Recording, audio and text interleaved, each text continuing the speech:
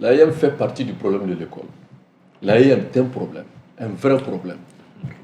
Voilà. Maintenant, la dissolution de l'AEM n'obéit pas à résoudre le problème de l'école. Si aujourd'hui il y a certains étudiants qui font 3 ans en première année, ils ne sont même pas orientés, ça c'est pas la faute de l'AEM. Quand vous avez des universités, il n'y a même pas d'amphi, mais de noms, et qui sont obligés de les délocaliser dans les salles de théâtre, ça c'est pas la faute de l'AEM. Quand vous avez des gens qui ne sont même pas orientés, ils sont là assis 2 ans, c'est pas la faute de l'AEM. Quand vous avez un gouvernement qui est incapable de régler, c'est-à-dire que le cursus normal dans les universités, avec suivi et évaluation des normes, ça, c'est pas la faute de l'AEM. Donc, du coup, c'est trop facile de se cacher derrière la dissolution pour dire que, oui, il fallait, l'AEM a fauté. Certes, qui n'a pas fauté dans ce pays-là?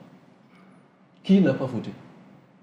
Maintenant, si on veut régler le problème de l'école, la suspension avait été une mesure qui était appréciée, le fait qu'il y a eu des morts d'hommes, il y a eu des violences.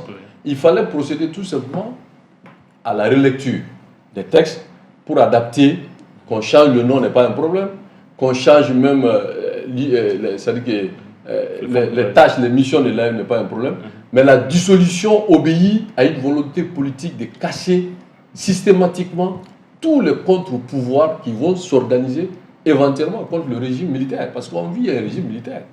Il ne faut pas se tromper. Parce qu'une transition a une vocation de remettre à plat pour donner le pouvoir à des institutions démocratiques. Et même ils sont là, ils sont dans un système de l'AES. Donc ils obéissent à un agenda qui est propre à eux. Et ce n'est pas l'AEM seulement qui a été dissous. On a commencé avec des partis politiques. Parce que leurs leaders ont tenu certains propos, on a remis le parti en cause. Est-ce que les autres corps qu'on ne peut pas citer, certains ont tenu des propos, ont mis des agissements qui étaient illégaux. Mais pourtant, on n'a pas dissous ces corps-là. Alors comment on peut expliquer la dissolution de l'AEM? L'AEM est un problème, je suis d'accord, mais la dissolution obéit à une volonté politique de pouvoir militaire et de dire, bon voilà, tout ce qui va avoir, c'est-à-dire que la possibilité ou bien qui serait tenté de s'opposer à nous, voilà le sort qui vous sera réservé. Maintenant, ils ont trouvé le prétexte justifié pour les suspendre, mais la dissolution, c'est de la dictature. Ce qui s'est passé en termes de fonctionnement ces derniers temps de l'AEM n'honore pas les symboles qu'a constitué l'AEM ces 30 dernières années. L'AEM, c'est quand même ces symboles qui a contribué massivement à l'avènement de la démocratie. On atteste les événements de janvier à mars 91. Oui. L'AEM, c'est cette organisation qui a pris pleinement part aux concertations nationales. Et ce qui me fait dire que cette organisation, ce mouvement a connu 3-4 phases. Une première phase où le mouvement était un symbole du pluralisme, de la liberté, etc., etc., où ceux qui étaient à l'intérieur du mouvement étaient vraiment convaincus, avaient un idéal. Une deuxième phase avec des gens qui étaient peu ou prou convaincus, mais qui se sont rendus compte du poids de l'organisation et du poids qu'ils peuvent jouer sur les politiques. Et cette deuxième génération a été dans l'instrumentalisation jusqu'au bout.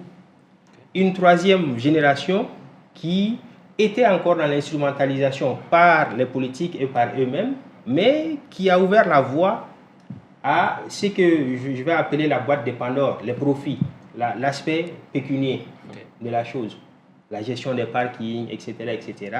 À partir de là, le business étant le business, nous sommes tombés dans les trous aujourd'hui dans lesquels l'AEM se trouve.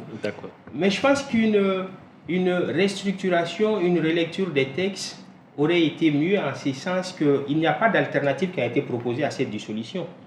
L'AEM est là pour défendre les intérêts des étudiants, des élèves et étudiants du Mali. Donc maintenant que ce cadre n'est plus là, qui pour défendre les intérêts des étudiants?